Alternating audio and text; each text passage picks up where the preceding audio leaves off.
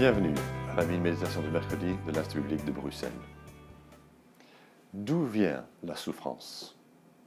Des hommes volent la propriété de quelqu'un d'autre, la violence et la guerre font des victimes.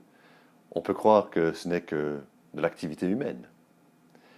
Et quand un vent fort comme un ouragan démolit un mur et qu'il y a des victimes, de qui est-ce la faute? Quand quelqu'un est malade, à qui la faute? Nous sommes en train de nous pencher sur le livre de Job, ancien livre qui se trouve dans la Bible. Et ce livre nous parle de la souffrance. Il nous donne une vision plus profonde et plus juste par rapport au mal dans le monde. Nous avons vu que c'était une catastrophe et qu'il pourrait s'agir d'une épreuve.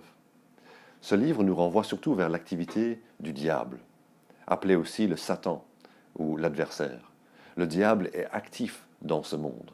C'est de lui que vient la souffrance. C'est lui qui a parlé à Dieu en ces termes. Est-ce de façon intéressée que Job craint Dieu, mais porte donc la main contre lui, touche à tout ce qui lui appartient, et je suis sûr qu'il te maudira en face. Satan reçoit alors la permission pour attaquer ses biens, ses serviteurs et la famille de Job.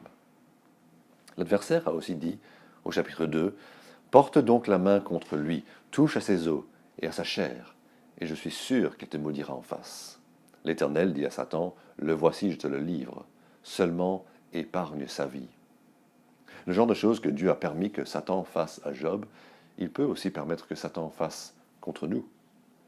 Lire le livre de Job ne va pas être quelque chose de rassurant pour nous, dans ce sens. Si vous croyez lire une description de quelque chose qui ne pourrait jamais vous arriver, vous vous trompez. Le Nouveau Testament va confirmer que nous avons une lutte spirituelle qui implique des difficultés personnelles, et parfois, comme avec Paul, le diable va nous faire souffrir. Il y en a question dans Éphésiens 6 et 2 Corinthiens 12. Cela ne devrait pas pourtant nous amener à vivre dans la crainte constante que le diable va avoir le dessus sur nous et va nous vaincre.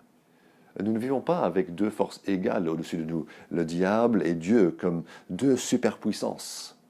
Comme nous le voyons clairement en Job, Satan doit demander la possibilité de faire quelque chose, et Dieu doit lui accorder la permission de le faire. Même là, quand Satan est actif, Dieu limite son champ d'opération et lui dit ce qu'il ne peut pas faire. Dieu est tout-puissant et le diable ne l'est pas. Nous ne devons pas douter de qui va gagner dans cette lutte. La victoire est assurée déjà. Elle est actée pour nous par Christ. Quand les attaques sont rudes, n'oubliez pas que notre roi, Jésus, n'a pas été vaincu par Satan. Tenté, il n'a pas péché. Mort, il n'est pas resté prisonnier de la mort. Il est ressuscité. Christ est vainqueur et il régnera jusqu'à ce qu'il ait mis tous ses ennemis sous ses pieds.